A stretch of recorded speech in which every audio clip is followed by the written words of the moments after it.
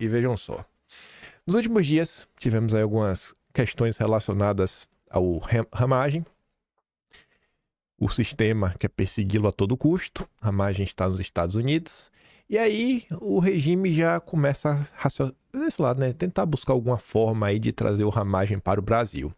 A turma da Globo fala o seguinte: Polícia Federal e PGR vem em caminho difícil para extradição de ramagem. Na análise dos próprios investigadores, as imputações que pesam contra a ramagem podem ser classificadas como crime político, o que por si só já representaria um obstáculo legal para efetuar o processo de extradição. Será que o governo americano ia olhar e falar, não, o ramagem é um criminoso perigoso, né? Ou será que ia falar, pô, mais um cara perseguido, né? Meu Deus, dá um asilo aí pra esse cara. Aí o Vinícius fala, parece que não vai rolar. Para reforçar essa percepção, a CNN diz que extradição de ramagem ficará a cargo de Marco Rubio, apontam especialistas, o que eu acho que deixa o consórcio meio triste. O consórcio, como um bom aparato aí de desinformação e perseguição, faz essa matéria, né? Essa manchete aqui já é o suficiente. A Veja publicou uma nota, e eu nem coloquei aqui, mas nas últimas horas o jornal O Globo fez um editorial totalmente dedicado para falar do ramagem. O editorial é sobre o ramagem, basicamente para querer destruir o cara e falar que o cara realmente tem que ir para cadeia. Aí a Veja fala assim, ó, ao contrário do que alegam os exilados, ou seja, a Veja está falando que é mentira, o que o ramagem fala e todos os exilados, não há perseguição política ou ideológica, mas sim fartas evidências de crimes. Eu não vou entrar nos pormenores porque vocês acompanham esse caso muito de perto. Quem não acompanhou, quiser olhar, inclusive os pontos furados e tudo que foi desmentido ao longo do tempo, kimpaim.com, Atlas Brasileiro. O caso do ramagem, vocês vão começar a encontrar muita coisa a partir da Tempus Veritatis, né? Que é quando o ramagem passa a ser alvo, que é o quê? Janeiro de 2024. Então, a partir dali já tem mês a mês no Atlas os principais acontecimentos, o que saiu na imprensa. Aí o Max rebate muito bem falando o seguinte: jornalistas canalhas, depois vão arrumar alguma desculpa quando os Estados Unidos negarem a extradição. Farta evidências de crime, só se forem crimes de opinião. Talvez seja o único crime que o Ramagem cometeu, o que não existe nos Estados Unidos nem na lei brasileira. O que a imprensa deveria estar noticiando com muito mais preocupação, ainda mais se o consórcio, né, quer retomar o Estado de Direito, é isso daqui. Acabou até virando notícia em um portal ou outro, mas para não trazer notícia, trazer a fonte primária, que é quem sofreu na pele. A esposa do Ramagem postou aqui no history dela no Instagram, explicando o que aconteceu quando ela, que não é acusada de nada, estava embarcando para os Estados Unidos com a filha, ou as filhas, né? Mas enfim, ao embarcar no aeroporto do Galeão com minhas filhas, eu fui surpreendida na entrada da aeronave por um mandato de busca pessoal expedido pelo Dom Pedro III. Durante o procedimento, tivemos todas as nossas malas retiradas do voo e revistadas, além de apreender meu celular, computadores e outros itens. O mais doloroso foi o pânico que isso causou nas minhas filhas de 7 e 14 anos. O constrangimento, o medo e a covardia que vivenciamos não podem ser descritos. Eu não sou alvo de nenhum processo judicial, não estou sendo investigada. Sou servidora pública efetivada há 22 anos, com cargo de procuradora do Estado. O único e ilegal motivo apontado para essa ação é o fato de eu ser casada com Alexandre Ramagem. Conseguimos embarcar porque não havia nada irregular. Confesso que toda a minha experiência e estudos nesses anos atuando na área jurídica não se aplicam mais no Brasil. Essa prática de abusos por parte de membros do Supremo, com ilegalidades cada vez mais absurdas e frequentes, não pode perdurar. Lutaremos sempre pela conquista de uma normalidade constitucional verdadeira justiça e garantia de direitos para o Brasil poder ter liberdade e prosperidade. Aqui parece normal para vocês. É tipo o caso do Jason Miller. Ia ser do Brasil? Opa, peraí que tu nem que fala aqui com a Polícia Federal. O Sérgio Tavares, jornalista, que veio ao Brasil. Opa, peraí, Sérgio Tavares. Vamos aqui conversar com a polícia também. Você fazer o que no Brasil? Aí vocês vão entender porque eu quis começar com ramagem. A gente trazer os textos críticos da imprensa. Pessoas como Emanuel de Santana não surgem do nada. Você já deve ter escutado sobre o processo de radicalização de pessoas. O consórcio adora falar isso para acusar a direita. O processo de radicalização ocorre pelas mãos do consórcio. em especial da Rede Globo. É criminoso o que a Rede Globo faz, e ela nunca é punida por isso. A Globo publica a nota ali, inclusive, né? Ex-chefe da BIM, Ramagem leva segredos de Estado a fugir para os Estados Unidos. Você vê como é? Vários segredos de Estado. Aí o Emanuel de Santana fala, tem que interrogar o pai, a mãe, irmãos, tios, parentes e amigos, deixando-os uma prisão preventiva de forma a colaborarem com informações que levem ao retorno de Ramagem ao Brasil. Vocês acham que isso é normal? Você vai prender pessoas pelo simples ser o que é amigo? Não, vou te prender, vou te colocar na cadeia. Ah, você é pai, mas vou te colocar na cadeia. Por quê? Porque o petista da rede social acha que isso é bonito, acha que isso é importante. Assim, isso aqui já ultrapassou até, sei lá, método de tortura, né? Porque já não é mais a tortura contra o Ramagem, mas contra uma imensidão infinita de pessoas. Quem é que não é amigo dele? Porque no Brasil hoje, você é amigo, se o regime falar que você é amigo, o regime vai falar que você é amigo e acabou e não importa. Pode ser uma pessoa que, sei lá, um atendente de uma padaria, o Ramagem comprou um pão, tiver uma foto de câmera de segurança, o Ramagem ele deu bom dia. Bom dia só se dá pra quem é amigo. Nem tente falar que o Ramagem só foi bondoso, o cara da padaria, não, já é amigo, tem que ir pra cadeia. Olha o que acontece com o país. Não chegamos nesse estado de coisas à toa. A radicalização que eles tanto falam é isso daqui, ó. É a esquerda. E enquanto você tem uma massa de pessoas cada vez mais sanguinária, radicalizada, querendo aniquilar a direita no Brasil, a grande parte do povo brasileiro, eu acho que pode ser resumida em uma imagem, que foi uma imagem que circulou na internet ontem. É isso daqui. Olha a quantidade de gente na rua. Não é que não tem que celebrar, não. Celebra, faz parte do jogo, né? Futebol, o esporte mais amado do Brasil. Mas você consegue compreender que se o brasileiro como um todo tivesse essa mesma dedicação e empolgação para acompanhar a política, o país era um pouco diferente? Mas aqui foi a final da Libertadores, né? Ainda é um retrato do povo brasileiro. Segue dormindo. A maior parte dessas pessoas, mas eu apostaria... Com base no quê? Com base em nada, mas eu apostaria que a maior parte dessas pessoas não fazem a mínima ideia do que está acontecendo. Sequer ouviram falar que a esposa do Ramagem, sem responder a nenhum tipo de crime nem nada, sofreu, né, toda aquela perseguição, né, e não sei, aquele drama no aeroporto com duas filhas menores de idade, uma de 7 anos. Por outro lado, nem todas as pessoas ali sabem, né, nem todas, não dá para generalizar. Teve um vídeo que circulou ontem, mas como o áudio tá muito ruim, eu vou dar aqui. O áudio tá muito ruim e vocês pegam lá no Telegram, vocês já devem ter visto já. É o link ao vivo da Globo e o cara mandou um solta Bolsonaro.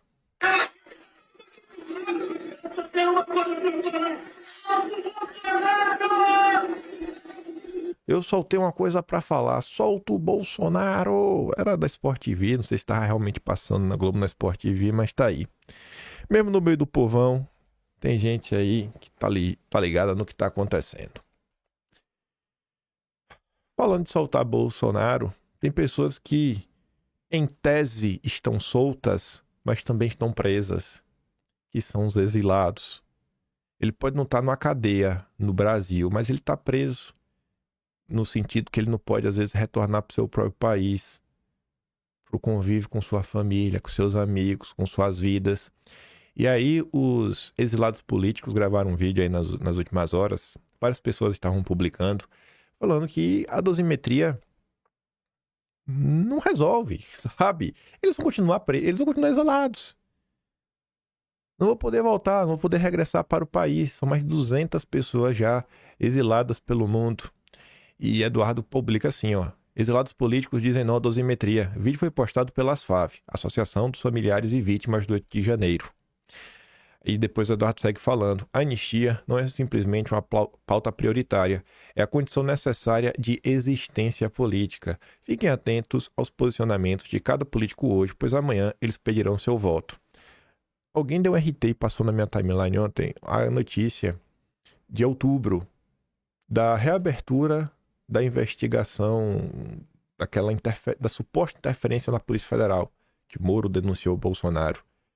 Enquanto não tiver uma anistia, a partir de 2019, cara, não vai mudar nada.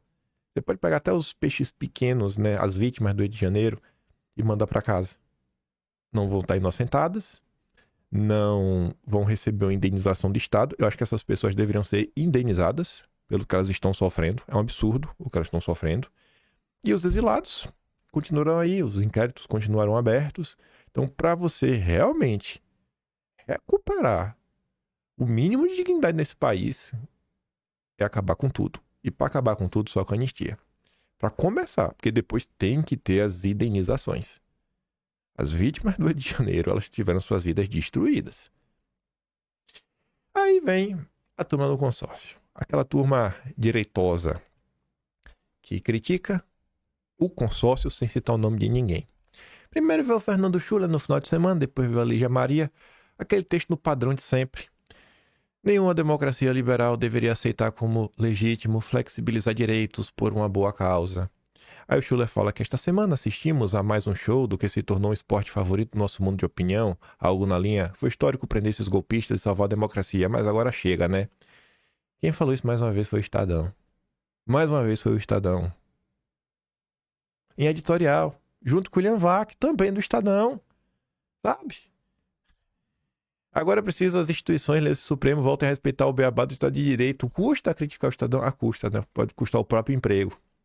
A argumentação segue um padrão. De início, o elogio é exceção. Venceu a democracia. Leio em um texto mais animado. Em seguida, a bizarra lista de atropelos cometidos pelas instituições em sua missão salvadora. Inquéritos abertos de ofício, sem sorteio do relator, sem objeto definido, investigador, vítima, acusador e juiz na mesma pessoa, punições com base em tipificações genéricas, penas desproporcionais para quem não praticou violência nenhuma. O julgamento supremo de cidadão sem foro, não individualização das condutas, censura prévia reiterada. Isso e a morte do Clesão. O brasileiro irrelevante que poderia ter ido para casa, para um hospital, mas caiu morto ali mesmo, no pátio de um presídio em Brasília. O resumo da ópera é simples. Ok, você cometeu uma tripa de ilegalidades, mas foi por uma boa causa. O velho samba, enredo da tradição autoritária brasileira, guardadas as proporções, foi arenga do lacerdismo nos anos 50 e 60, sempre a ideia de que era justificável a quebra na ordem democrática para salvar a própria democracia. Nesse ponto aqui até me surpreendi, né? Reconhecendo que esse discurso, não, vamos passar por cima de tudo e todos em nome de um bem maior. A turminha da UDN, os udenistas, como eles chamaram, liderados pelo Lacerda, realmente tinham esse comportamento do passado. Aí ele segue. Ironicamente, a lógica é de um pedaço da própria direita, ela cobrando sobre uma virada de mesa para defender a democracia. O que nossos bons herdeiros sugerem é um perfeito falso dilema, ou o golpismo ou a lógica de exceção. Fazendo isso, escondem o mais essencial, que nossa vitória real teria sido confortar, investigar e julgar quem agrediu nossa democracia, quem quer que seja, dentro das regras da própria democracia. Aí aqui já começa a piorar. O Fernando Schuller está reescrevendo a história. Gente, de coração, que pedaço da direita é esse querendo virar a mesa? Que pedaço de direita é esse querendo virar a mesa? Ele trata de um jeito como se realmente existisse algum bloco com representação política, talvez não um bando de gente que não bate bem na cabeça, virada isso, aquilo, outro, etc, tudo mais. Cara, do início até o fim de todo o processo ocorrido, não tem nada, mas nada envolvendo Bolsonaro e virada de mesa. Nada. Tem algumas conversas ali dos generais, que disse daquilo outro, de Bolsonaro, nada. Vínculo de Bolsonaro com o 8 de janeiro, nada. Aí se você for querer falar que, porque é uma questão lá de Bolsonaro, dos votos do segundo turno, o PSDB fez isso em 2014. Porque Bolsonaro, blá, blá, blá, pipi. Bolsonaro saiu do Brasil, fez isso falando, voltem pra casa. Porque pipi, pipi, nada aconteceu. Pipi, mas porque se qualquer coisa que se cogitou, alguma das coisas, por alguma razão, não estavam, que seja na própria Constituição, e sim, e se sim ou se não, o resultado prático foi o que no final do dia? Colocou alguma coisa em prática? Teve alguma ordem? Nada. Então, assim, querer colocar que não, ou a gente vive no golpismo, ou a gente vive na democracia. Nem existiu esse golpismo. Nem existiu. Isso aqui é um desserviço no final do dia, sabe? É um texto aí para pagar de gostosão, para pagar de isentão, e no final do dia falar não, que realmente existiu um golpismo no Brasil, um golpismo que ninguém consegue te explicar qual foi. Aí depois ele termina no finalmente dizendo: quando se aceita que é legítimo flexibilizar direitos por uma boa causa, o que se está admitindo não é uma mera circunstância, mas um princípio, um desses que nenhuma democracia liberal deveria aceitar. Aí vem a Lígia Maria, outra profeta do óbvio. Não há justificativa para os abusos do Supremo. Valida brechas da garantia de direitos para evitar suposto mal maior, incita hipertrofia da corte e fragiliza a democracia que se alega proteger. Golpismo bolsonarista não apaga os excessos cometidos pelo Supremo. O golpismo bolsonarista, que golpismo é esse? Aí vai, em 22, o TSE proibiu a estreia de documentário da facada de Bolsonaro até o fim das eleições. No seu voto, Carmen Lúcia disse que a censura não poderia voltar ao Brasil sob nenhum argumento, mas que se tratava de uma situação excepcionalíssima. Esse mesmo discurso, que valida brechas na garantia de direitos para evitar um suposto mal maior, emerge agora no debate público com as condenações e prisões de Bolsonaro e militares por tentativa de golpe de Estado. A ideia é a seguinte: o Supremo avançou limites processuais, mas essa ação heterodoxa não elimina o ímpeto golpista dos investigados e foi necessária para defender o regime democrático. Por isso, concluído o julgamento, teria chegado a hora do Supremo retomar a normalidade. Trata-se, porém, de uma ideia perigosa, já que incita a hipertrofia mais alta mais alta corte do país, que há anos falha em sua autocontenção, e a fragilização de princípios fundamentais do Estado democrático de direito. Além disso, deficiências e erros no processo são capazes de reverter decisões no futuro, como mostra o desmando da Lava Jato promovido pelo Supremo. O que deveria ser ressaltado, portanto, é que o golpismo não apaga os abusos cometidos pelo Supremo, que já vem de longa data. O maior deles é a interminável inquérito das fake news, que a PGR usou como referência na construção de sua acusação contra Bolsonaro e militares. O golpismo não apaga. Aí ela lista mais uma vez, eu nem vou ler a listagem dela do que o Supremo já fez, e termina falando que enquanto parte da sociedade, da imprensa, continuar a justificar os excessos do Supremo, as exceções tendem a virar regra. Já virou regra. Não é uma tendência, já virou regra. Já virou, acorda! Acorda! É ditadura, cadê bota o vídeo do Monarca aí? Acorda! Só para encerrar, esse comentário, eu gostei da analogia cultural que o Leonardo Coutinho fez. Ele publicou ali o texto do Pablo Hortelado. Condenação de golpistas tem de ser o fim de um ciclo de exceção. Aí ele fala assim, ó: no Brasil, as instituições e a democracia foram esquartejadas e seus despojos expostos em praça pública. A mensagem e a excepcionalidade eram justamente para salvá-las. Agora, querem juntar os pedaços, esquecendo-se que um cadáver remendado nada mais é do que um Frankenstein. Pois é. E vamos lá. Vamos falar de direita, de alianças. Já começar com o assunto aí que mais rendeu ao longo do dia de ontem. Foi notícia. Peguei aqui só uma manchete para resumir o que é, mas trazer as duas fontes primárias. Michele e André Fernandes escancaram novo racha do bolsonarismo com briga sobre Ciro Gomes. O que foi que aconteceu? Os dois divergiram de forma pública do apoio da direita ao ex-governador Ciro Gomes, recém-filiado ao PSDB e possível candidato ao governo estadual. Pois bem, o que rolou? Teve lá uma festa de lançamento da candidatura do Girão, tava toda a turma lá da direita, Deltan Dallagnol. Minha opinião vocês já sabem, e como eu não tenho o sobrenome Bolsonaro, eu me furto a fazer mais críticas, porque macaco sabe o pau que sobe. Ai, ai, ai. Enfim. E aí, no meio dessa confusão, a Michele Bolsonaro, em termos públicos, resolveu falar do André Fernandes. E depois o André Fernandes conversou com jornalistas e rebateu, né? Se defendeu. Assim, a pessoa fala do cara, acho que o cara tem o direito de contar a versão dele, né? Não acho que ele também tinha que ficar calado. Vamos aqui ouvir ambos, né? A Atsuki fez esse ótimo favor de colocar um vídeo na sequência do outro. O áudio não tá dos melhores, mas vamos que vamos.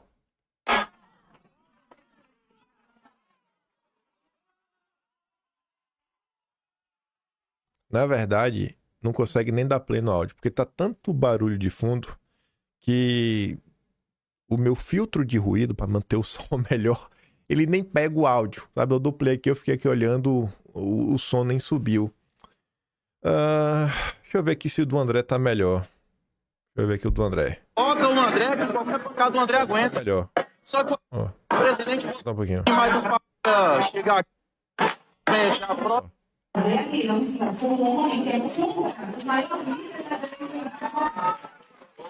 Eu acho que agora até deu pra dentro. Falou assim: fazer aliança contra o homem que é opositor. Como é que ela falou? Opositor da direita?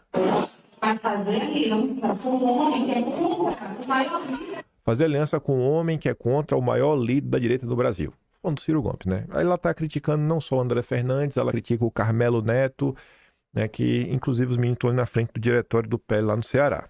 Aí o André Fernandes depois rebate a situação. Frente à própria esposa do ex-presidente Bolsonaro vem e tenta chegar aqui e dizer que a gente fez uma comunicação errada. O presidente Bolsonaro, no dia 29 de maio, dos parlamentares, pediu pra gente ligar pra Ciro Gomes. Ficou acertado que... Também não sei se tá muito bom, mas ele tá falando, ó, o próprio Ciro Gomes pediu para o próprio Bolsonaro pediu pra entrar em contato com o Ciro Gomes e André Fernandes fez algo que foi interessante. Ele cita uma data, dia 29 de maio, se eu não tô enganado. Nós apoiaríamos Ciro Gomes, o presidente Bolsonaro. Em seguida, o presidente Valdemar também. Só que o Aí depois de logo seguido, do Valdemar também. acordo era: é muito ruim para Jair Bolsonaro se aproximar de Ciro Gomes. Coloca o André, que qualquer pancada do André aguenta. O que a gente tem que fazer um senador aqui no estado do Ceará. O que a gente tem que fazer maioria de Senado no Brasil todo. O que a gente tem que derrotar o PT aqui no estado do Ceará. E porque a gente precisa de um grande candidato forte de peso em todos os estados do Nordeste para apoiar Bolsonaro, o seu sucessor, ou quem quer que seja o candidato, porque a gente precisa derrotar o PT. Então, infelizmente, eu estou aqui para dizer que houve essa conversa. O presidente Bolsonaro pediu para a gente ligar para Ciro Gomes no Viva Voz. O filho de Jair Bolsonaro, Carlos Bolsonaro, naquele mesmo dia que também estava presente, falou que era importante essa união. Então, eu não... Aí o André fala que teve essa ligação do Viva Voz. Ele cita que Carlos Bolsonaro seria uma testemunha, pois estava presente, falou que essa aliança seria importante. Não falaria isso em hipótese alguma. Enquanto tivesse movimento, jornalista, imprensa, militante, eleitor, quem quer que seja falando, eu não iria expor. Mas já que a esposa do ex-presidente Bolsonaro diz publicamente que a gente fez um passe errado, que a gente deu um passe errado, que foi precipitado essa aliança. Aí diz, né? Se fosse jornalista militante, eu não ia falar nada. Ficava quieto aqui, apanhava, mas como é a esposa desse presidente, aí fica meio complicado, né? Pois bem. Essa aí foi a fala do André.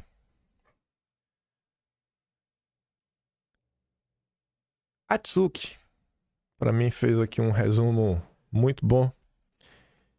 Ela coloca assim, ó. André apoia o Ciro, PSDB. Michele apoia Girão, Partido Novo. Michele critica André, André rebate e depois critica Michele.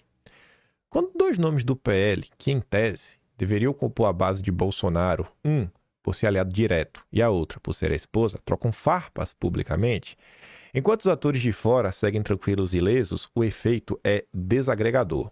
Enquanto os de fora se fortalecem, os de dentro se destroem.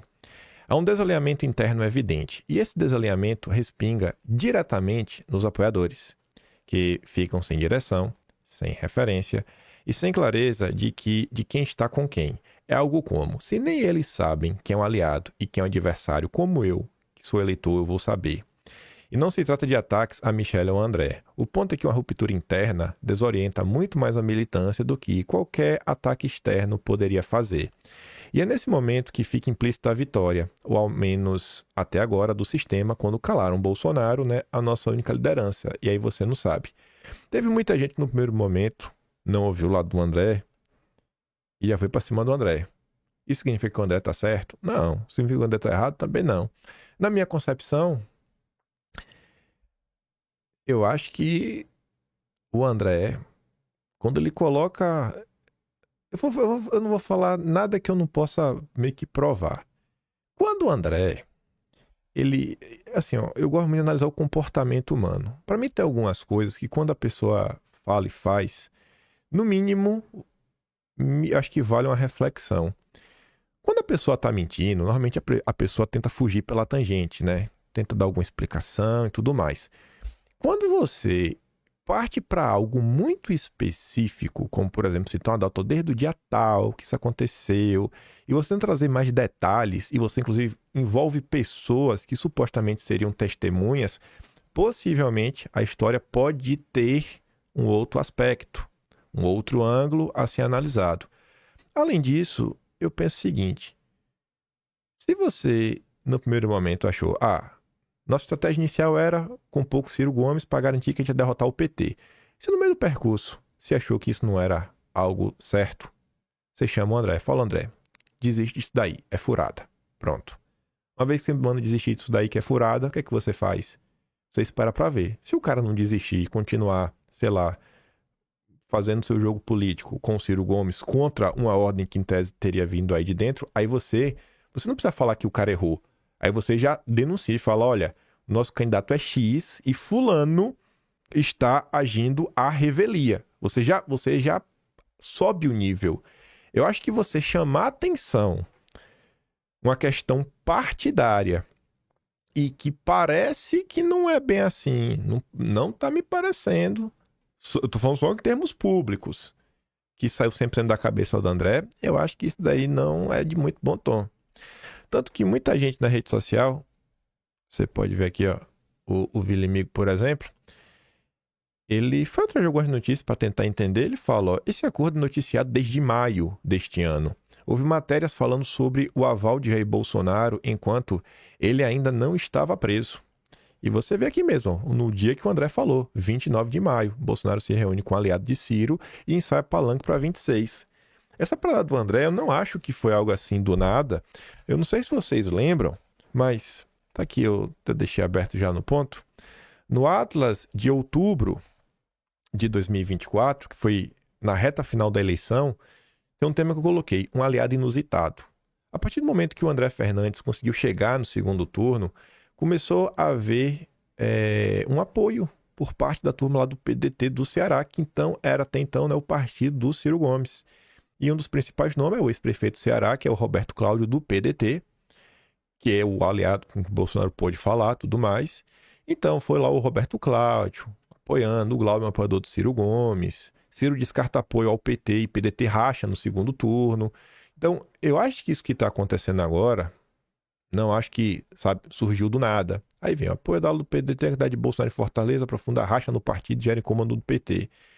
Aí a Tsu comentou várias coisas, tiveram diversos acontecimentos da época. Roberto Cláudio, inclusive pedindo voto no André Fernandes, participando lá da campanha. Teve a notícia na época aqui, ó, com bolsonarista na ponta, Ciro Gomes se omite em segundo turno de Fortaleza. A turma da Globo não gostou muito. Então eu acho que é aquela situação que deveria ter um esclarecimento por parte dos políticos. E nesse caso aqui, para mim, as duas melhores pessoas que poderiam lidar com isso se chama Flávio Bolsonaro e Carlos Bolsonaro. O Carlos, porque o André o cita, e o Flávio Bolsonaro, porque sempre foi o filho de Bolsonaro mais envolto nas questões políticas, de articulação política, e está sempre aí conversando com o próprio pai, né, com o Jair. Eu acho que vale a pena olhar, porque se essa história do André tiver um pingo de razão, você tomar essa chamada, eu acho que ainda que tenha até lá na frente um pedido de desculpa e tudo mais, você não consegue, né, consertar tudo. E eu acho que a pessoa pode ficar meio ressentida, sabe? Então, eu acho aí que, para esclarecer mesmo de vez, e aí, o André fez isso à revelia ou não? Isso daí começou a se construir desde lá de trás. Quando começou essa questão a ser levantada, inclusive eu fiz um vídeo, deve ter mais ou menos um mês e pouco, eu falei, pô, é importante, quando tem esse tipo de coisa, né, a turma explicar. Não adianta querer fazer qualquer movimentação política e esperar que a militância entenda sem maiores explicações. Eu acho que eu comentei isso conforme eu mostrava, acho que um vídeo do André Fernandes na Auriverde. Tenho quase certeza. Falei isso aqui em vídeo. Falei, é bom explicar. Porque senão depois dá errado. Continuando aqui. Plano do PL para contornar campanha sem Bolsonaro inclui boneco de papelão e inteligência artificial. Empenho mesmo em relação ao Jair, poucos querem. Agora, colocar ele na foto para conseguir votos, aí todo mundo quer, né? Aí todo mundo dorme e acorda pensando em Bolsonaro. Aí o inimigo mais ou menos comenta, né? Querem de qualquer forma os votos de Bolsonaro sem existência de Bolsonaro. Estão sugerindo até vídeo por inteligência artificial, porque os interessados no voto de Bolsonaro não trabalham até as últimas forças pela anistia. A anistia resolveria tudo.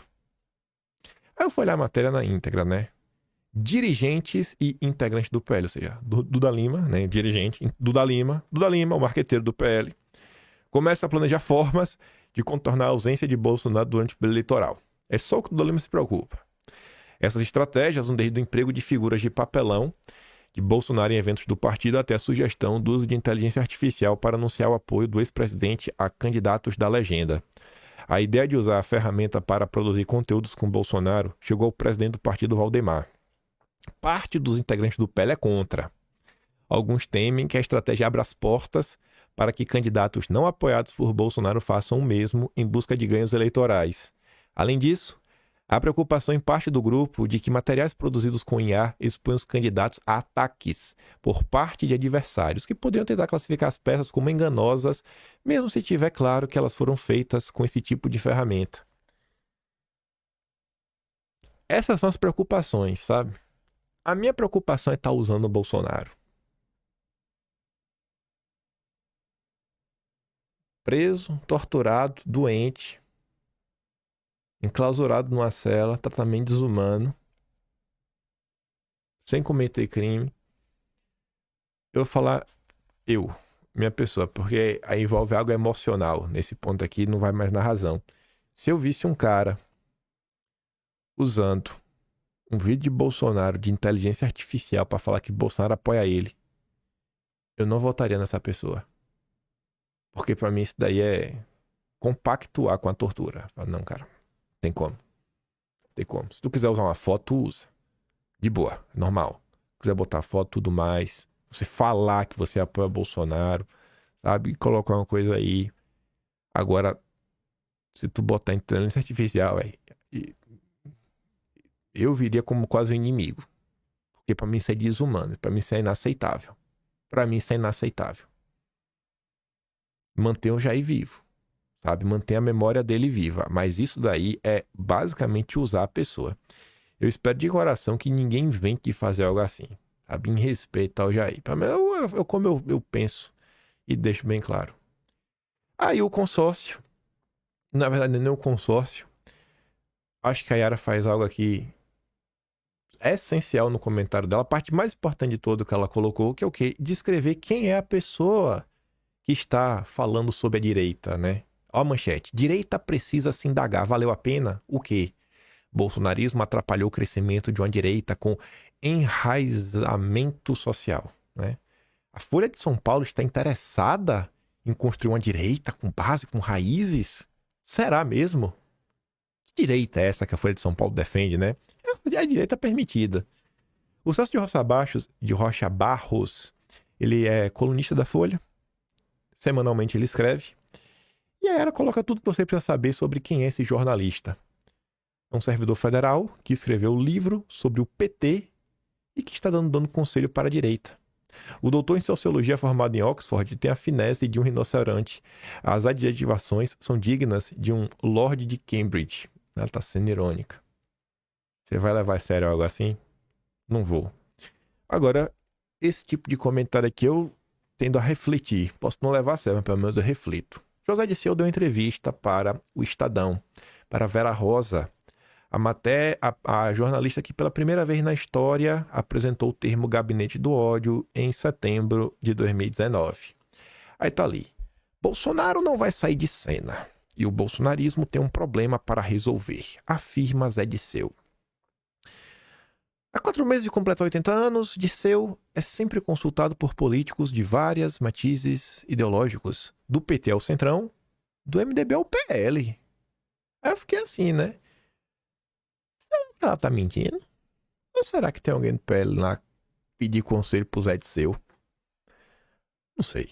Sei que a matéria falou isso daí, eu fiquei pensando, né? Lembrando do PL Raiz. Não sei, né? Vai que o próprio Valdemar ainda mantém amizade com o Disseu da época do Mensalão. Aí a entrevista tem algumas perguntas que as respostas... Tem várias que são só lacração do Disseu. Você tem algum conselho pra dar pra Bolsonaro na prisão? Não tem conselho nenhum, ele tem que se lascar, que ele defende isso, torturador. Aquele papo de maluco. Agora, outras respostas do Disseu, eu fiquei pensando, né? Primeira pergunta pra ele é o seguinte, na ordem, né? Mas a primeira que eu separei. O bolsonarismo sem Bolsonaro morreu? Não. Primeiro porque Bolsonaro está aí. Ele não vai sair de cena. Isso é uma ilusão. Porque a pessoa está presa, ela sai de cena? Não necessariamente. Ainda mais que Bolsonaro tem um filho senador, um deputado, um vereador, uma esposa que quer ser senadora e outro filho que também, candidato ao Senado. Ele tem um partido, o PL. Então eu não vejo assim. 2. Mas ele está perdendo apoio. O bolsonarismo não será mais maioria no país. Nós temos condições de ser maioria, fazendo alianças. Aqui o Disseu está lidando com a questão de maioria e minoria, ok, né? Os blocos que apoiam para você conseguir os 50% mais um dos votos. Você botar o PT com 20 e poucos por cento, você 30, 40 e poucos por cento, você juntar, ele está falando que o PT conseguiria isso daí, né? No cenário atual. Depois o Disseu fala algo que, por ouvidos de muitos, possa passar batido, mas acho que vocês em específico, tanto que a gente repete, eu acho que fica um pouco mais claro. A direita está refém do Bolsonaro e a esquerda do Lula. E olha o que o José Disseu responde. Não. Bolsonaro lidera parte da direita. E principalmente a extrema-direita. Que existem várias direitas. E o Disseu sabe disso. O problema da direita... E quando o José Disseu fala direita, ele está falando do Republicanos, do MDB, do PP, do União Brasil. É direita. Temer, Ciro Nogueira, Arthur Lira, Rodrigo Maia, essa turma. O Maia falou que ele é direita. Mas enfim. E daqueles que apoiam o Tarcísio como candidato, aí olha o que Disseu descreve. O establishment agrário e financeiro do país. José Disseu não diz que o agro apoia o Tarcísio. José Disseu não diz que o pequeno produtor, o establishment agrário. Quando você fala de establishment agrário, você está falando de quem? Marfrig, JBS, Minerva, Rubens Ometo, esses grandes conglomerados. Assim como Disseu fala do establishment financeiro. O establishment financeiro é o quê? É o empresário? É o funcionário público que é caixa de banco? Não. Ele está falando da Faria Lima. Você vê que o Disseu, que é um cara experiente, que tem uma leitura de cenário, ele consegue separar bem as coisas. E na hora de falar, né, ele não está generalizando tanto, né? Ele está usando um modificador que você acaba por restringir bastante. O establishment, o regime, né? O sistema financeiro e o agro, né? O agro exportador, que às vezes eu comento, essa é a turma que apoia a direita. Aqui ele está colocando o Tarcísio, nem vou pegar essa pilha, não sei se o Tarcísio em si, mas todo mundo não percebe que tem um plano de tentar tirar Bolsonaro do jogo e emplacar um direita permitida? Então, não leia Tarcísio, se essa for a birra. Lê assim, ó. Quem que apoia a direita permitida? A Faria Lima e os campeões nacionais. É isso que o Disseu está falando no final do dia. Os campeões nacionais da Faria Lima querem eleger uma direita permitida. Enfim, aí o problema disso daí, basicamente, né, que Bolsonaro... enfim, que o Tarcísio teria se identificado com o bolsonarismo e com o Trump, e aí se contaminou com a rejeição de grande parte das classes médias que deram vitória a Lula em 22. Então esse aí seria o problema para essa direita. Então eles têm um problema para resolver. Eles precisam do Bolsonaro, mas não querem Bolsonaro. Nós temos um candidato e uma aliança. O Lula é um candidato. Então, eles têm um problema maior. Eles precisam do Bolsonaro, né? Aí é aquele processo. Descolar do Bozo, sem perder o apoio dos apoiadores do Bozo. Depois pergunta pro Disseu. Mas não pode aparecer um outsider? Acho improvável. Qual seria o programa dele? Leia programa, qual o projeto, as ideias, o projeto de país. O que é que ele defende? Aí fala assim, contra a polarização, né? Um outsider. O programa dele é contra a polarização. Disseu fala, cara, não existe polarização, existe politização. Ó, Eu gosto dessa palavra. Aí o que é que o Disseu diz, né? Por trás do Bolsonaro e do Lula existem ideias, concepções, valores morais, programas, realizações, fatos concretos. Por exemplo, é que ele pegou o Tarcísio de exemplo, mas bote aí o candidato da direita permitida. Tarcísio, Zema, Caiado, Ratinho, todos esses. O que o Tarcísio está pregando? Vender o Banco do Brasil? A Caixa? BNDES? Privatizar a Petrobras? Desvincular o salário mínimo da Previdência? Quando eu li isso, eu só pensei uma coisa. José disse, eu tá me assistindo? Porque a gente comentou sobre isso esses dias, o Tarcísio com esse discurso, né? Desvinculação, desregulamentação e... Cara, outra.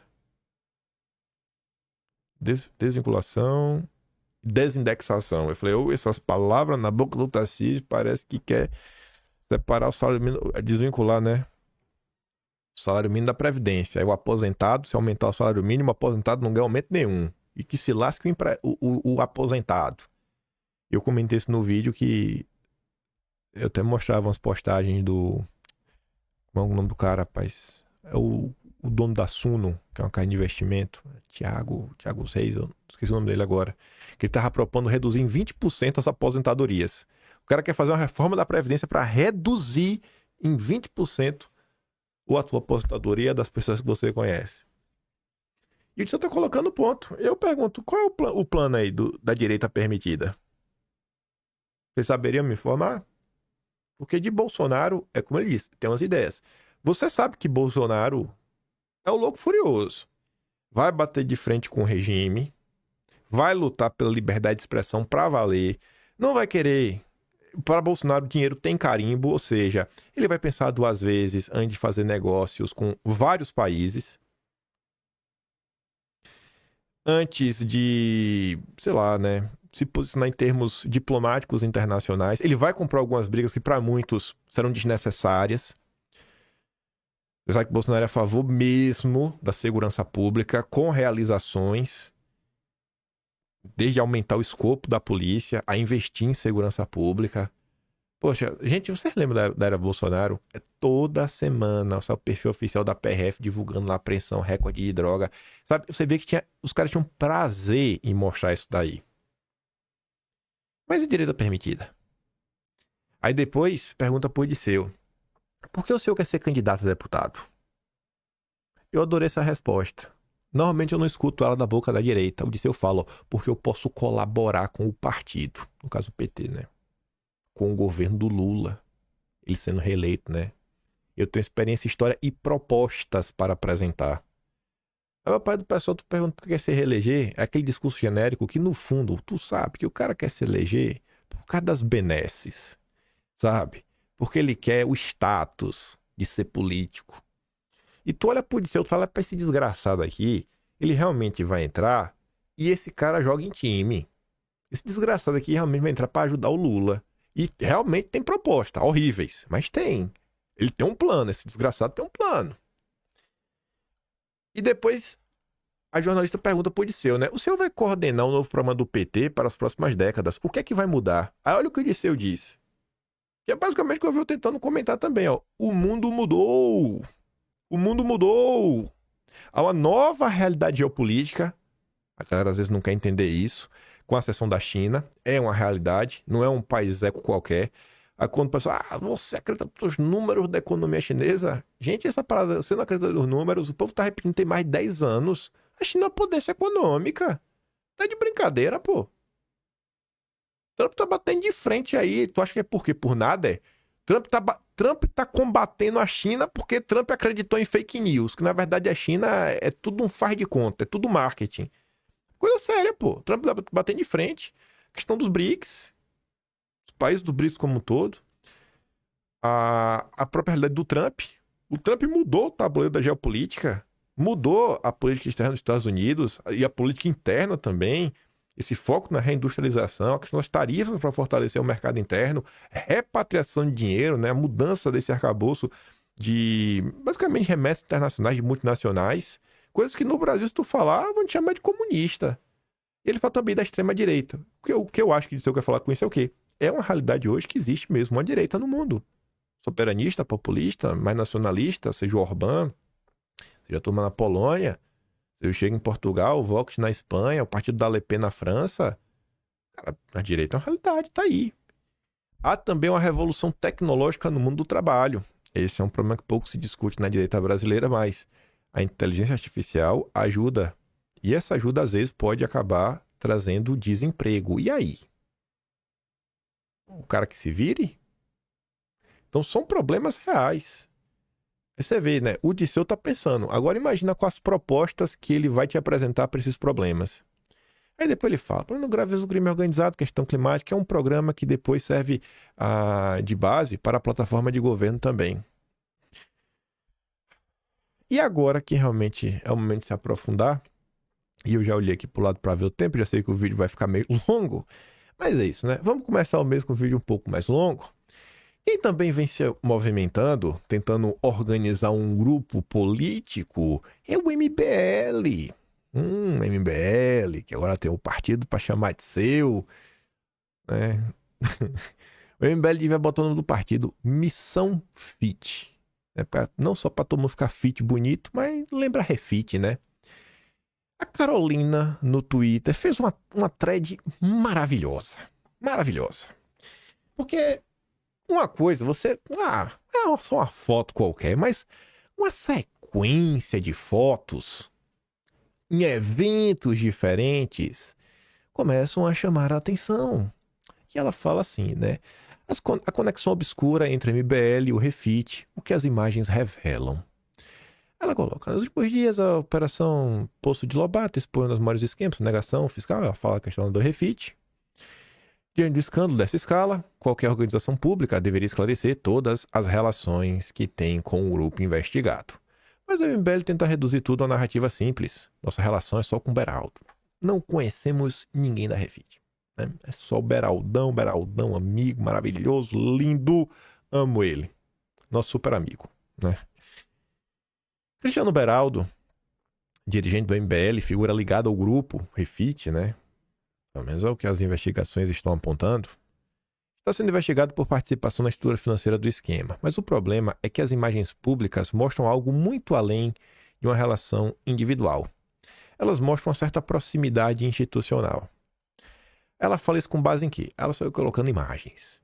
Aqui temos membros do MBL curtindo o carnaval no Camarote Rio em 2025. O mesmo camarote era patrocinado pela Refit.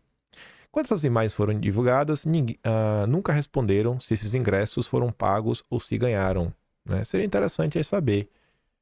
Chico Linguiça, como é um homem muito organizado, ele podia nos apresentar aí, né? Os recibos, inclusive da conta bancária dos integrantes do MBL. Para mostrar aqui, ó. Nós aqui, as linguicinhas, nós pagamos nosso bolso. Ali, ó, o camarote. Esse camarote é caro, viu? Eita, camarote caro, rapaz. Aí tá lá todo mundo, ó. Kataguiri, Renato Bati. Todo mundo não, né? Só a nata da cúpula do MBL. E você vê, né? Camarote Rio, patrocínio da Refit. Aí, mas é uma foto, né? Só um evento. Beleza, calma. Aqui vemos líderes do movimento usando roupas da Fit. Empresa do mesmo grupo, né? Tá aqui a Fit, né? Fit do que? Da Refit. Ô, Chico. Chico Linguiça de Refit, rapaz. Estranho, hein, pai? Estranho, né, Chico? Chico Linguiça. Olha a sua vida, viu? E aqui agora? Aqui é aquela coisa que você fica sem entender, né? No evento da Veja, você vai falar, não, o MBL foi lá no evento da Veja da Refit porque é um evento importante para discutir o Brasil, o mundo. Tá. Mas o que falar da presença no aniversário da Refit? Uai, como é isso aí, rapaz? No aniversário da Refit, Chico. Chico Linguiça no aniversário da Refit. Com as linguicetes. Aí você vê aqui, né? Todo mundo com a pulseirinha laranja. Você fala, aí você vê aqui é o Refit. Você fala, mas só porque tá com a pulseirinha laranja, tá no evento da Refit? Calma, rapaz. A Carolina colocou mais imagens pra te mostrar, ó. Você vê, ó. Olha aqui como é o plano de fundo. tipo umas cortinas, que essa cortina aqui, ó, show do Lulu Santos. Olha lá, refit, né? Ó, Beraldinho. Estranho, né? O Beraldo, que mora nos Estados Unidos, veio ao Brasil para aniversário da refit. Ah, Beraldinho! Mas que coisa, viu? Essas felinas. Aí tem um evento que a gente tinha comentado, né? Aí o MBL fez algo que o MBL adora fazer. E que o Partido Novo também, né? Queima de arquivo. Mesmo em eventos patrocinados fora do Brasil, como o Brasil Insights, contavam com a presença da alta cúpula do MBL, né? Aí você vê, é um fato curioso. Mesmo sendo um evento que tivesse outros nomes envolvidos, o deputado Guto Zacarias deletou um vídeo do seu perfil no Instagram, onde ele divulgava o evento da refinaria, né? O evento da Refit. Aqui, né? Brasil Insights, na Veja, que era o link original. Tinham 1.100 likes. O rio que você procurou não está mais disponível. Ô, rapaz. Ô, rapaz. Se a ligação se limitasse ao Beraldo, né? Se o MBL só fosse amigo do Beraldo, só, mais nada. O MBL frequentaria então os eventos financiados pela Refit? Coincidência? Vestia a marca do grupo? Chico Lindo já tá pobre. Viu a camisa de graça assim, né? Resolveu usar. Participava de festas internas da refinaria. Aniversário de 70 anos. O aniversário da Refit é difícil de explicar, viu, Chico? Eu queria muito ver a explicação do Chico Linguiça. Como ele fez? Ele fala, fui penetra. Penetra. A festona, queria ir Lulu Santos. Chico Linguiça toca guitarra, né? Ele falou, eu toco guitarra, gosto do Lulu, inspiração. Deu um jeito de entrar de penetra na festa. Depois tem que explicar o Beraldo, né? Coincidência. Aparecer em camarotes patrocinados. Agora outra pergunta inevitável, né? Pra onde o dinheiro? Quem diz aqui é a Carolina. Nas investigações revelam de offshore, a babá está perguntando o dinheiro da Refit. Isso não prova nada sobre política, mas abre espaço para uma reflexão legítima. E aí ela fala da questão do dinheiro e tudo mais, por quê? Esse vídeo a gente escutou nos últimos dias. Tô em Doritos aqui, né? Mamãe falei. O pessoal fala que ele tem caatinga debaixo do braço, né? Pede igual a Doritos. Então, Tô em Doritos fala que um dos maiores financiadores do partido Missão é o Beraldinho. Toda a nossa energia, todo o nosso dinheiro. Inclusive, vamos falar uma coisa aqui. Vocês estão na live com os 2 maiores doadores do Missão, você sabia? Eu e o Cristiano Beraldo somos os 2 maiores doadores do Missão. E o terceiro, e hoje é o mais importante, e eu preciso de você nisso. Se não for você, você tem que conhecer alguém que vai entrar. Eu preciso de coletores profissionais. Eu preciso de gente para trabalhar. Então você não vai doar, você vai trabalhar pela Missão e você vai ganhar dinheiro. Você vai ganhar grana. Tem cara fazendo 70 assinaturas por dia, Beraldo. 70, mano. Você tem um coletor, velho. Ele chegou a ganhar mais de 10 mil reais por mês. A gente teve que contratar um contador pra ele. Não, é sério. O Lin. A gente falou, a gente precisa de um contador porque o cara tá ganhando dinheiro. Ele não sabe nem como pagar o imposto disso. Isso aí, né? MBL. Por fim, não há prova de ilegalidade nisso. E nem estou afirmando que existe. Mas quando o esquema bilionário de sonegação é desvendado e figuras ligadas a ele aparecem financiando estruturas políticas, a sociedade tem o direito de questionar o nível de intimidade. Eu acho que realmente algumas perguntas aí do MBL deveria responder, né? O que eles faziam no aniversário de 70 anos e por que alguns deles usavam roupas, né? A marquinha ali da Refit. Abrindo parênteses, para voltarmos a falar do MBL lá na frente, voltaremos a falar do MBL, calma. Vejam só, prometo que isso daqui é pra gente chegar no MBL. Eu nem ia comentar sobre isso, mas como eu vi esse negócio da Refit, falei, tem uma história boa pra contar hoje. Tem uma história. Tá passando não, né? Um amigo me mandou isso aqui no WhatsApp. O jornal da Cidade Online. Escreveu um texto, eu não tenho como ler na íntegra porque eu não sou assinante, né? Influenciadores de direita precisam compreender que o inimigo é a esquerda. Aí eu botou minha foto, né? Eu já sabia que era sobre mim. Aí eu fui olhar e realmente era sobre mim. Aí tá ali, né? Não concordo com todos os posicionamentos do Paulo Figueiredo, mas seu trabalho pelo Brasil é incontestável. Em um vídeo recente ele expôs um comunicador que usa de sua influência para queimar reputações apenas por divergências políticas, o que prejudica várias articulações. E já admirei esse comunicador Mas hoje vejo ele queimando gente importante para o espectro como Nicolas e Tarcísio apenas por insegurança de quem o informa. Não duvide sua lealdade ao presidente, mas o fato é que tem horas que ele mais atrapalha que ajuda, assim fala do Kim Paim. Eu fiquei assim, né? Vamos lá, por partes. Você vê como é a direita brasileira. A direita adora falar que o consórcio não respeita as pessoas da direita e trata como blogueiro e tudo mais para validar a perseguição. Mas você vê que os próprios portais de direita só tratam como jornalista pessoas que os agradam. Se você não é do beautiful people da direita, aí você é influenciador, comunicador, jornalista você não é. Eu tenho um registro de jornalista. O MTB bonitinho. Não vou abrir aqui porque, sei lá, não sei nem... Não lembro se tem alguma informação extra aí na carteira do MTB. Mas tô ali registrado e tudo mais. Então, começo daí, né? Sem entender. Depois, eu vejo falando o seguinte, né? Queimar reputações apenas por divergências políticas. Normalmente você tá de um lado ou de outro a partir de divergências políticas, né? Eu tenho divergência política com o PT, por isso que eu exponho quem são as pessoas do PT, né? Eu não sei quando isso era um problema. Segundo, assim, usa de minha influência.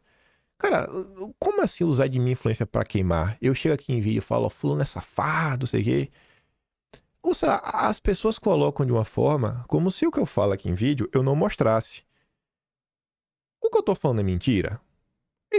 Eu acho que o grande ponto a ser analisado é o seguinte: o que eu falo é mentira? O que eu falo é mentira ou é verdade?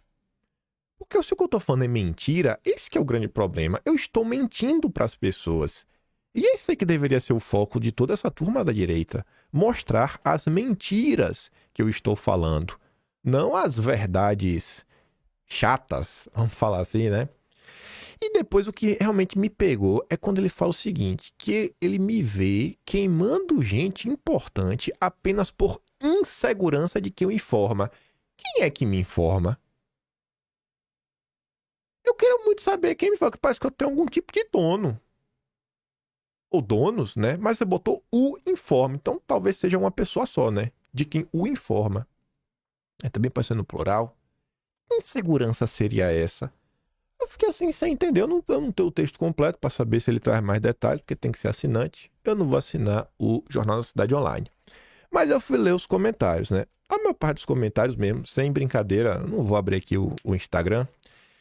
Mais ou menos nesse tom. Trouxe aqui alguns. Não por nada. Mas só para explicar outra coisa para vocês. Antes da gente voltar a falar do MBL. O Edson fala assim, ó, corrigindo. Não é apenas a esquerda que é o inimigo. Os oportunistas e traidores dentro da direita também são. E um dos trabalhos do Kim é expor todos eles. Sigam ele no YouTube e confiram com seus próprios olhos e não caiam na campanha de difamação que está sendo feita contra ele. É o que eu falo, cara, assim, eu tento mostrar o que eu tô falando, né? Aí você pode discordar ou não, mas mostra, ó, aqui, ó, o que o MBL fez, olha as fotos do MBL. É muito fácil abrir um vídeo e sair falando, ah, MBL, cara, tá aqui, ó, as imagens, tudo bonitinho. A gente fala o que a gente pode mostrar.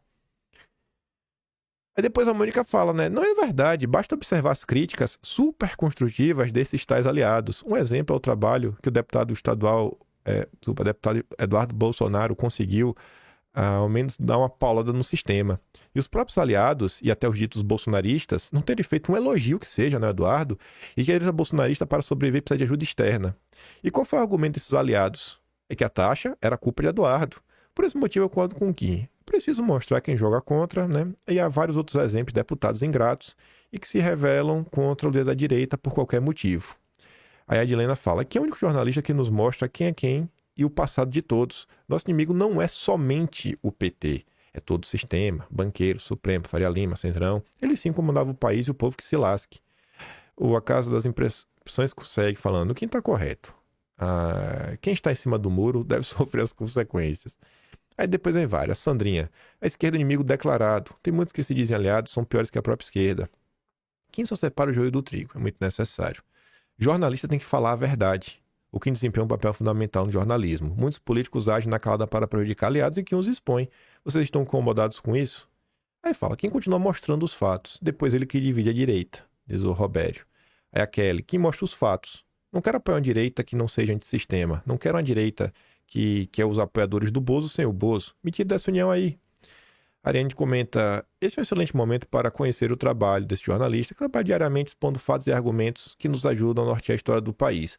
Além de visitar a Biblioteca Nacional, nos trazendo luz a fatos que nos fizeram chegar até aqui, para quem curte a análise dos fatos, né, eu aconselho a seguir o Kim. É o Sérgio Kruk, que é da política, diz: pelo que já vivi nesse meio, o inimigo mora ao lado, sim, não somente no outro extremo. E a NPC finaliza falando: conheçam o Kim depois de ler a matéria, né? Jornal Cidade Online, as pessoas precisam de conhecimento e não conclusões convenientes para vocês e quem financia o jornal. Esse comentário aqui eu queria colocar como último, né, o da Ariane, falando: pô, ele visita a Biblioteca Nacional, traz fatos, etc, tudo mais. Só que teve um comentário que me pegou, que foi um comentário mais longo. Que é o tipo de perfil que eu fico muito feliz quando eu encontro. Porque normalmente é o tipo de pessoa que eu, sei lá, meio que miro ao fazer os vídeos, né? Aquele cara que tá um pouco mais interessado. Esse cara aqui eu sei que ele realmente me acompanha. E vocês que me acompanham, eu vou ter a certeza que esse cara realmente me acompanha. Samuel, _ Manuel, acho que é um perfil de um casal. Aí fala assim: o Kim, assim, desde o início do governo Bolsonaro, ele ter sido incansável em mostrar a turminha do barulho. Lembra das críticas dele ao Centrão, MBL, figuras como Moro, que ele expôs como parte de um sistema mais amplo de oportunismo? Em posts e lives desde 2019, Kim detalha como esses grupos diluíram a pauta conservadora, fizeram alianças contraditórias, contribuíram para as fragilidades que vemos hoje, como a espiral do silêncio e a miopia estratégica da base. Ele traz os emocionados, aqueles que se deixam levar só pelo discurso inflamado de volta à realidade nua e crua. Um exemplo clássico é como Kim alerta para o perigo de frases como: o inimigo do meu inimigo é meu amigo, que ele chama de simplista e perigosa, abrindo portas para traidores internos. No governo Bolsonaro, se traduziu em parcerias heterogêneas que geraram conflitos, como o caso do Atlantic Council, né, patrocinada pela Apex. Eles estão em 2025, citei na época também em 2020, justificando censura e perseguição à direita ou resistência de alas, como a do Santos Cruz, contra agendas conservadoras puras. Cara, eu adorei esse final, porque mostra assim, cara, são alas. Não dá nem pra generalizar as Forças Armadas. As forças, tem alas, tem grupos. Poxa, você vê que a pessoa tá entendendo que a política é mais complexa. E o ponto sobre o discurso para lavar a alma versus ações reais e possíveis, né? Perfeito resumo do estilo dele, que não é de ilusões. Diferencia o que é retórica vazia, né? Aplauso de torcida, de jogadas práticas, considerando o contexto político.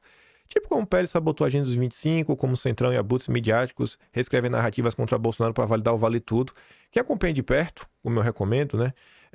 Realmente internaliza isso. Política não é só gritaria, mas xadrez com peças traiçoeiras. Juntando isso aqui e esse outro ponto, né? Pô, o Kim gosta de registrar as coisas. Você viu que lá atrás o cara fala: não, fulano faz um trabalho importante. E o meu trabalho é só queimar pessoas. É basicamente isso, né? O meu trabalho é só queimar pessoas. O vídeo de ontem, eu abria, né, pra falar do Pavo Martelado, o episódio...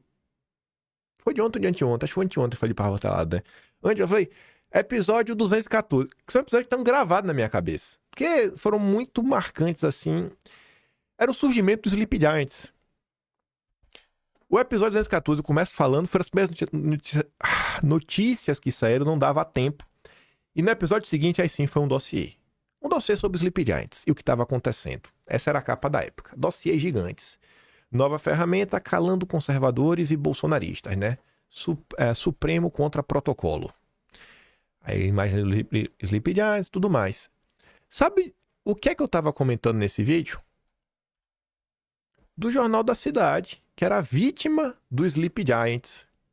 Tu entende como é que funciona a direita brasileira?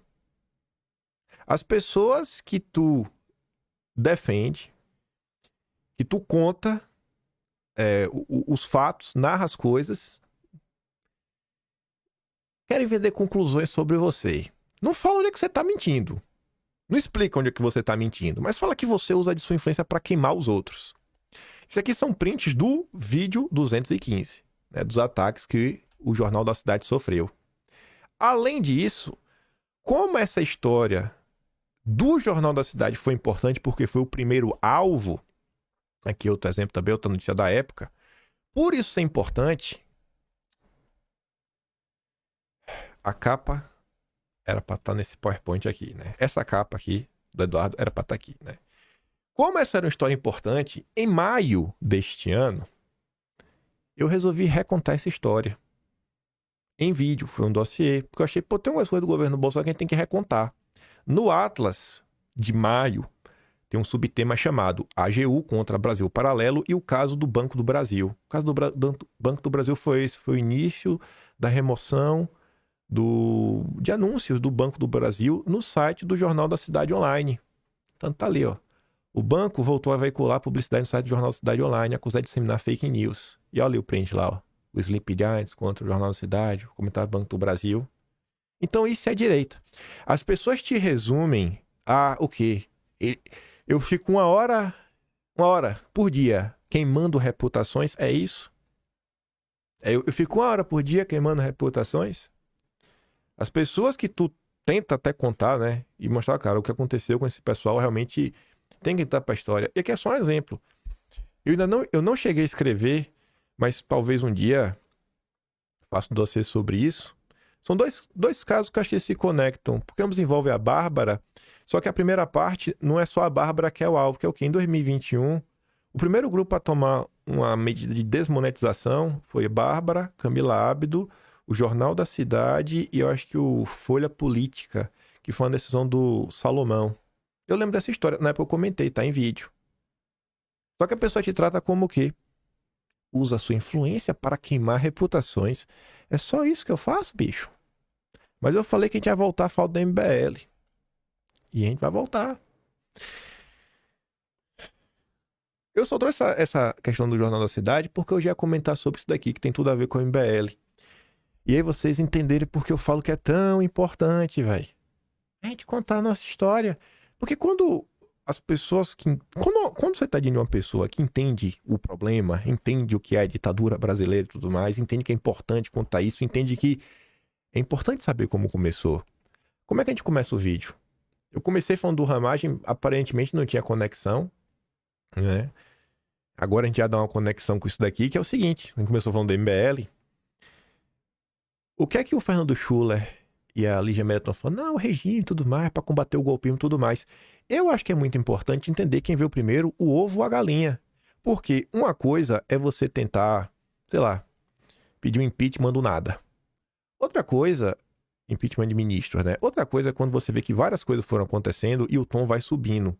Por quê? Porque, sei lá, o Bolsonaro tava quieto, tava parado e começou a apanhar. Porque foi isso que aconteceu.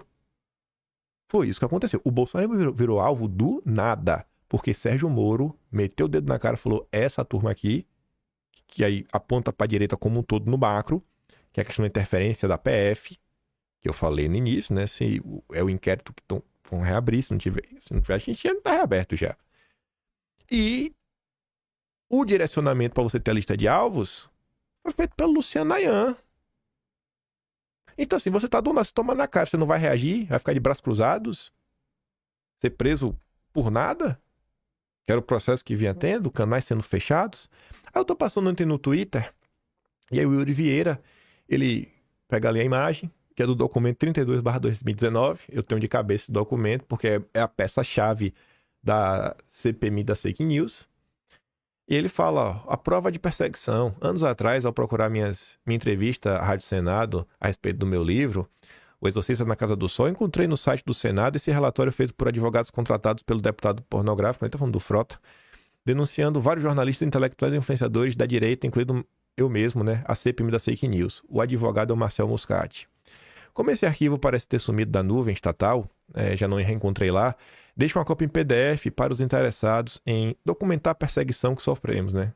Os interessados em documentar. Tanto no passado quanto no presente. Documentos são mencionados, quase todos citados na lista abaixo. É interessante tê-lo, pois explicita de modo patente e rasa a pré-póstera e mendaz mentalidade de nossos perseguidores. Vejam aí. Aí eu respondo o Yuri falando o seguinte, né? Ô Yuri, esse é o Doc 32 de 2019. O documento assinado pelo Muscati, creio que eu fui a única pessoa que não só salvou, mas como escreveu sobre isso. Infelizmente, poucas pessoas se importam e não sabem da própria história. Eu coloquei ali 2 prints, que são do Atlas de dezembro de 2023. Inclusive, eu fiz um vídeo na época chamado Dossiê Histórico da Direita. episódio 1500, que é... Ué, peraí que eu não deixei aberto, não? Deixa eu ver se eu não tenho aqui aberto. Ah, tá aberto, pô. Aqui, ó. E aí eu comento. Esse aqui é o vídeo, 1500. Enfim. Começo comentando, Luciano Dayan, tudo mais. Porque eu fiz isso daí, saio explicando. Depois eu mostro como esse documento que o Yuri está se referindo é feito pelo Ayan. Aí eu vou provando por quê. Mostro o material do Ayan colorido, mostrando que é o mesmo material, tudo mais, desenhado. Aí trago vários elementos mostrando que o Ayan brifava e que já sabia que o Ayan estava brifando o Santos Cruz, a turma do PT, pelas perguntas, que eram as perguntas que já estavam no material. A lista que o Yuri apresenta, que é a mesma lista que o Ayan já tinha. E aí vou explicando como esses materiais chegam na mão de Dom Pedro III, que o Joyce e a Frota entrega. Trago a decisão judicial, mostrando, tá vendo? Foram esses materiais que embasaram a decisão judicial. Depois eu explico como Gentili teve um papel importante nisso, abordando sobre as manifestações de maio de 2019, falando aqui do MBL, essa manifestação é importantíssima para entender o Brasil. Depois falo do Ayan e do MBL, assim como o Beraldo, né? Assim como o MBL tem nada a ver com a Refit, o MBL tem nada a ver com o Ayan, né? Só fotos aqui, mas não tinha nada a ver com o MBL. A gente comentava um monte de coisa. Enfim. Depois, eu ainda falava de Nando Moura. Você tá vendo aqui, ó. Nando Moura, como é que ele foi, porque ele foi blindado. Eu mostro que Nando Moura estava em algum dos arquivos protocolados pelo Frota, como um agente do caos, um extremista, que é o grifado, sendo citado, aqui também, aqui. Como na própria lista, que ele está destacando, o Nando Moura está nessa lista. E aí termina. Esse pedacinho da história, né? Que é basicamente de 2019, eu tô falando só da perseguição, até a decisão de 27 de maio de 2020. Você vê que esse material termina, e quando eu fiz esse vídeo da época, sem nada relacionado à minha pessoa, né? A minha pessoa não tem nada. Falei da perseguição que os outros sofreu. Aí lembrando ali, né? Uso de minha influência só pra queimar reputações. Aí, pro comentário que eu deixei pro Yuri, apareceu esse cara. Esse cara, acho que ele é corno, sem brincadeira nenhuma. Ele tem um negócio assim por mim na internet, eu fico meio assim, meio chifrudo. Acho que realmente é corno, ele tá meio chateado comigo. Aí ele vem falar o seguinte, né? Engraçado. Não tem nenhum ZV nessa lista, ninguém da assessoria de parlamentares do PSL do Rio, ninguém do gabinete do cabeçudo, nem você, Muttley, com seu exército de Brancoleone, foi mal, sua tropa do PCO, só os intergalácticos que vocês odeiam. Frutinha é parça de vocês. O Frota é meu parceiro, né? Você não tá nessa, não tá nada. Eu sou aquele cara que não fico chorando minhas pitangas, né? Chorar minha pitanga não resolve de nada. O cara que fez a lista, né? E aí tem que entender que o momento da história, quando essa lista começou a ser feita, eu não tava ainda nas redes sociais. Eu não tava ainda na confusão, né? Eu não tinha tamanho suficiente. Mas ainda com a CPMI rolando, vê esse videozinho aqui da época. 26 de maio de 2020. Um dia antes da busca e apreensão. Um dia. Imagina, teve busca e apreensão, pessoal com polícia na casa, sabendo que era por causa do Ayan. Um dia antes da busca e apreensão tem esse vídeo. Eu bato doído. Por exemplo, o Zé Ruela lá do Kim Paim veio com aquela palhaçadinha.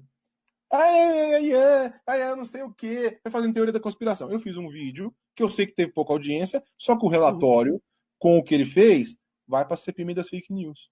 Então, quer dizer, e eu não estou retaliando, porque é o seguinte, porque isso é teórico da conspiração, faz afirmações que não pode provar, é parte dessa usina de desinformação da rede, e nós vamos tretar agora como gente grande.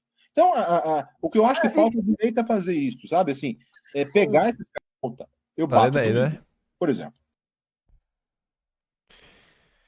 Aí, porque não tá na lista, né? Aí pra você ver como são as coisas. O pessoal fala sobre denunciar lá fora, né? Tem que denunciar lá fora. Aqui é o site oficial da Associação de Juristas da Austrália Ocidental. Aí, título em inglês, né? Quem escreveu esse texto foi o professor Augusto Zimmermann. Por que me tornei vítima de perseguição política no Brasil?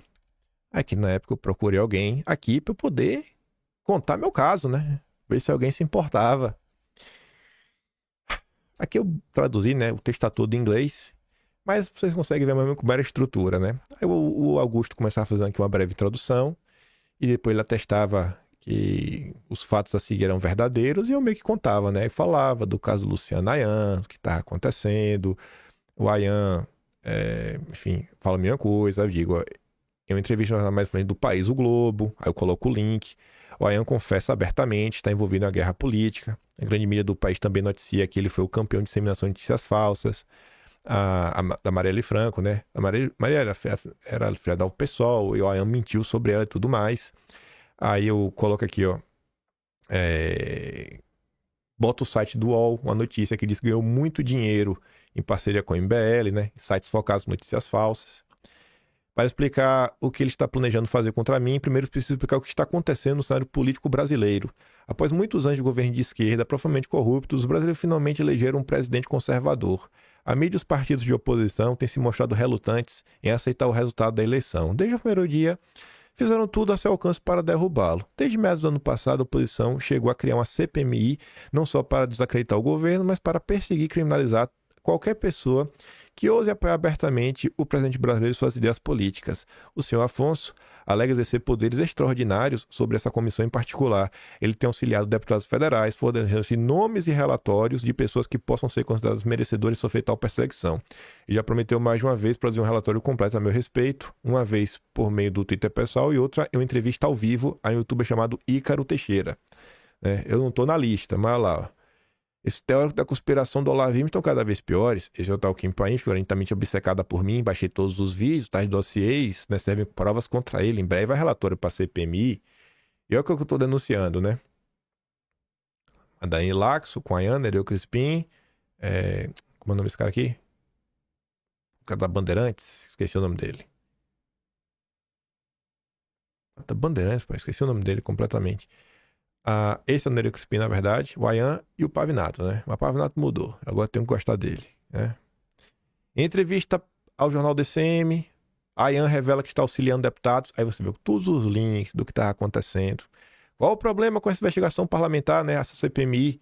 A resposta é bastante simples. A CPMI está sendo usada como base para uma apuração arbitrária e inconstitucional. Essa apuração está sendo conduzida por um juiz profundamente controverso, Moraes. Tanto o ex-PGR quanto o atual já solicitaram suspensão imediata da investigação. Dessa mesma forma, centenas de juristas já apontaram a inconstitucionalidade dessa investigação em particular. Gazeta do Povo, Jornal Brasileiro e tudo mais, tá aqui, ó. Gazeta, né, inquérito do Toffoli é legal.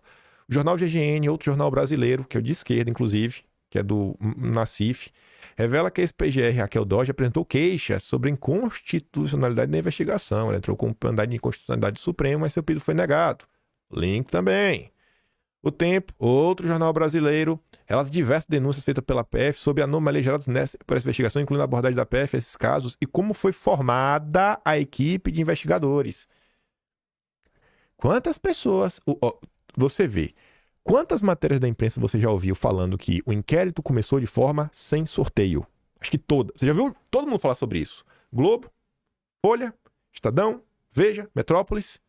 Quantos portais de imprensa já comentaram sobre o início da equipe da PF? Essa história ninguém quer saber, né?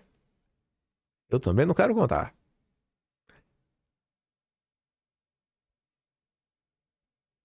Tem que perguntar pro Deltan aí. E o Moro. Sobre o Igor Romário de Paula. Caroline de Tony, deputada, listou pelo menos 11 irregularidades em toda a investigação. Link. Realmente, mais de 28 pessoas foram visitadas pela polícia em suas casas. Tá ali, denunciando, né? Até mesmo o AB trocou pedido no Supremo, solicitando que o tribunal permita acesso aos réus. É nesse contexto que o Ayan veio me ameaçando de processo. Ele foi conhecido por não poupar esforço para atacar todo mundo, família. Aí vem, ó. Infelizmente, a participação do Ayan não termina aí. Embora ele seja réu nessa investigação, nada lhe acontecerá, até mesmo pedido oficial para contribuir com a investigação. Aí eu deixo o link aqui, ó, que é a convocação dele da CPMI, pela Lídice da Mata, a convocação da Lídice, né, que participou do evento do Redes Cordiais, que é o evento do Guilherme Amado. Ó, o Guilherme Amado aqui embaixo. Na época o Guilherme Amado não era um problema. Ele também participa de conversas ao vivo com o presidente da CPMI, o Ângelo Coronel. Ó, tá ali. Eu fico lá, né? Então, o que é que eu fiz pro Ayan me perseguir tão violentamente? A resposta é bem simples. Eu usei apoiar Bolsonaro e relatar essas histórias nos vídeos que eu publiquei no YouTube. Na tentativa de me silenciar e me perseguir politicamente, a AYAN está determinada a ir até as últimas consequências e usar não só de políticos antigovernamentais, mas também juízes notórios do Supremo, né? Aí se eu botar aqui, ó, aqui já tá no porta, aqui, ó, o texto original, em inglês. Aí, ó, tudo lá bonitinho. 8 de junho de 2020. Na época, eu tentei falar pro galera do Brasil, falar, pessoal, eu consegui aqui, ó, não é uma OAB da Austrália, mas eu falei, tô saindo aqui oficial, pô, o professor doutor, o Augusto Zimmer era responsável pela cadeira de Direito Universitário lá na Western Australia, agora o Zimmerman, ele tá na Universidade em Sydney. E ele fez, o Zimmerman já deu entrevista já para esses portais, já escreveu texto no Brasil, foi repostado por um monte de gente. Ele é conhecido, ele é brasileiro, mas ele já mora aqui há mais de 30 anos. Tem livros publicados de direito constitucional australiano, como o Law da Inglaterra. Eu não sei como é que se chama a questão da lei lá nos Estados Unidos, mas é um intelectual comentando, denunciando, tá ali. Aí você vê como são as coisas, né? O tempo passa, o tempo voa. Você não tá na lista? Eu não tô na lista, não. Só fui jurado aí de morte pelo AYAN por diversas vezes. É só um detalhe, né? É porque o meu é um relatório sozinho, só pra falar de mim. E o comunicador, né? Influenciador barra comunicador que usa de sua influência para queimar reputações. Eu realmente tô queimando aqui a reputação do AYAN. Mas vocês entendem, velho? Isso é que é direita, gente, no final do dia. A diferença do MBL, do AYAN, para alguns setores da direita é o nível que eles estão dispostos a irem para te perseguir. Um cara que, porque tomou um corno, desconta a raiva dele em você. O outro porque, não sei, porque tem medo de dividir a direita. E no final do dia falam tanto, do inimigo, inimigo à esquerda, inimigo à esquerda, o MBL é de esquerda. Porque o MBL é meu inimigo até hoje. Ninguém vai me falar que o MBL vai virar meu amigo, né? Não. Assim, é aquele ponto de sempre, né? O que eu falo eu mostro e eu pergunto, qual é a direita que vocês querem construir no Brasil? A classe política brasileira, ela precisa verdadeiramente se movimentar um pouquinho melhor, se posicionar um pouquinho melhor. Essa questão do Ceará ontem, pra mim, é um caso clássico aí que é um diagnóstico que tá ruim. É um diagnóstico que tá ruim. Pessoas do mesmo partido que não conseguem se acertar, de um mesmo partido. Uma história que parece que, no mínimo, não é do jeito que começou a ser vendida, né? A partir do momento que o André começa a falar, parece que tem algo a mais nessa história que merece ouvir. É isso, né? Eu acho que informação muda, acho que politizar as pessoas é importante. O Disseu também acho que é importante politizar. O Disseu cita a coisa, o Disseu está pensando em reformular a esquerda para o mundo que está por vir. Para o mundo que está por vir, não, para o mundo que já existe. O Disseu está preocupado com isso, o mundo mudou. As discussões mudaram. Tem que olhar algumas coisas de uma forma um pouco mais profunda. Eu acho que olhar para o Brasil e falar o problema é o PT e temos que tirar o Lula a todo custo e tudo mais, e achar que isso, agora vai dar tudo certo que o Lula saiu. Rapaz, eu já vi coisa demais para saber que o problema é muito mais profundo, viu? Muito mais profundo. Acho que mais importante que o Lula é a perseguição judicial. Mais importante que vencer 2026 é aprovar a anistia. Aprovar a anistia é a coisa mais importante para mim que existe no país, mas de disparado. É realmente a condição sine qua non para existir uma direita nesse país. Para realmente acabar com toda essa perseguição. Passar uma borracha. E é isso, né? Eu fico por aqui. Vote em mim no iBest, por favor. Primeiro link da descrição. Realmente te peço. Mesmo se você não gostou de mim, vote em mim, vá. Me ajude a ganhar. Eu vou ficar muito feliz. E se gosta do meu trabalho também, quiser dar um pouco mais, passar mesmo no canal, tem um botão de valeu, tem um Patreon na descrição e tem um Atlas brasileiro, kimpan.com.br, o único registro da história política brasileira e que, além dos eventos recentes, tem diversos casos das perseguições que a direita sofreu hoje, ontem, né, e num passado um pouco mais distante. Aquele grande beijo e abraço. Vejo vocês amanhã. Desculpa pelo vídeo longo, mas é isso, né? Tamo junto. Valeu, meus amigos. Fui.